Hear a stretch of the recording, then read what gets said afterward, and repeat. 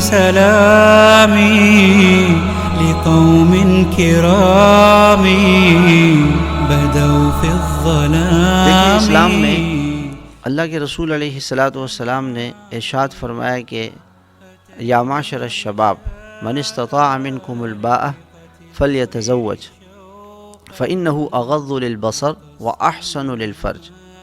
کہ اے نوجوانوں، تم میں سے جس کو اس بات کی طاقت ہو کہ وہ بیوی کا حق ادا کر سکے، اس کے کپڑے کا، کھانے کا، اس کی ضروریات کا بندوبست کر سکے اور اس کے حقوق کو ادا کر سکے تو وہ نکاح کرے. نکاح کے دو فائدے بتائے گئے اس حدیث میں.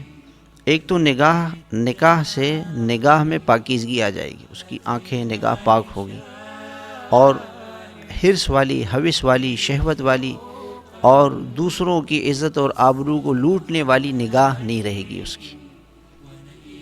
اور فرمایا کہ اور یہ آدمی پاک دامن رہے گا، نکاح سے اس کا دامن پاک رہے گا. انسان محبت کا بھوکا ہے، ہر وقت وہ چاہتے ہیں کہ مجھے کوئی محبت دے. صبح بیوی شوہر کے لیے ناشتہ تیار کرے اور اٹھ کر کے محبت کے ساتھ اس کو رخصت کرے، پھر اپنا آرام کرے، گھر کی صفائی کرے. جب شوہر آئے تو گھر صاف ستھرا ہو، بچے صاف ستھرے ہوں، اور گھر کے اندر اچھے اچھے کھانے اس نے بنائے ہوئے ہوں. شوہر کا استقبال کرے، اس کو اچھے کھانے کھلائے اور اس کو خوش کرے، اس کے دل کو رکھے. اب یہ چیز نکاح کے بغیر نہیں ہو سکتی ہے، نکاح کے بغیر یہ چیز نہیں ہو سکتی.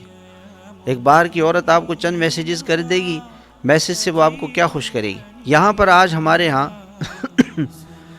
مخلوط تعلیم کی وجہ سے غیروں سے ہم نے یہ طریقہ لیا، مخلوط تعلیم اور مخلوط تقریبات اور بے پردگی، لڑکوں کا لڑکیوں کا آپس میں ملنا جلنا. آج کل لڑکیاں بغیر، پہلے کبھی اس کا تصور نہیں تھا کہ کوئی عورت باہر جائے گلی میں پھرے.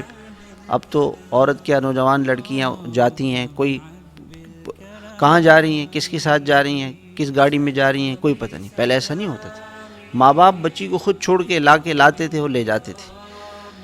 اس آزادی کا، بے پردگی کا، اب لڑکی بے پردہ ہے، سب دیکھ رہے ہیں اس کو. جو بھی دیکھے گا تو دیکھنے کے بعد جس لڑکے کو پسند آئے گی وہ اس سے رابطے کی کوشش کرے گا. پھر رابطے بھی بڑے آسان ہیں، آپ کی جیب میں لڑکی پڑی ہوئی ہے.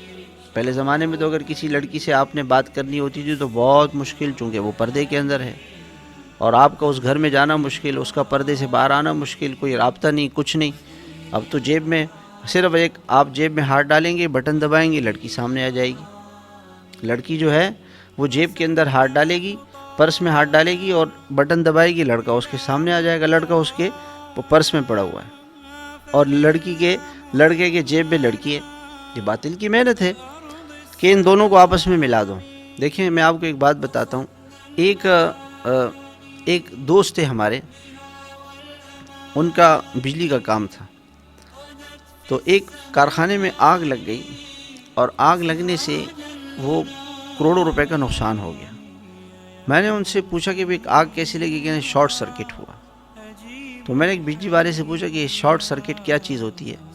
تو وہ کہنے لگے کہ اصل میں بجلی کا سسٹم یہ ہے کہ اس میں دو تار ہوتے ہیں، ایک پلس مائنس، تو ان کا آپس میں ملنا نہیں چاہیے. آپس میں کوئی تار ایسے ہوں کہ اگر وہ تار آپس میں مل جاتے ہیں، دو تار بجلی کے آپس میں مل جاتے ہیں تو اس سے پھر کرنٹ، وہ شارٹ سرکٹ ہو جاتا ہے اور وہ آگ لگ جاتی ہے.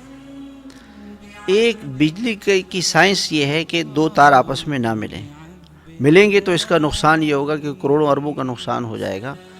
رسول اللہ صلی اللہ علیہ وسلم نے ارشاد فرمایا ہے لا یخلون رجل بامرأۃ، کہ کوئی مرد کسی عورت سے تنہائی میں نہ ملے. خلوت میں، تنہائی میں اگر لڑکا اور لڑکی آپس میں مل گئے تو اب یہ ایسا ہے کہ جیسے بجلی کے دو تار مل گئے. اب یہ آگ لگے گی اور یہ آگ اس لڑکے کو بھی جلا دے گی، لڑکی کو بھی جلا دے گی، پورے خاندانوں کو جلا دے گی.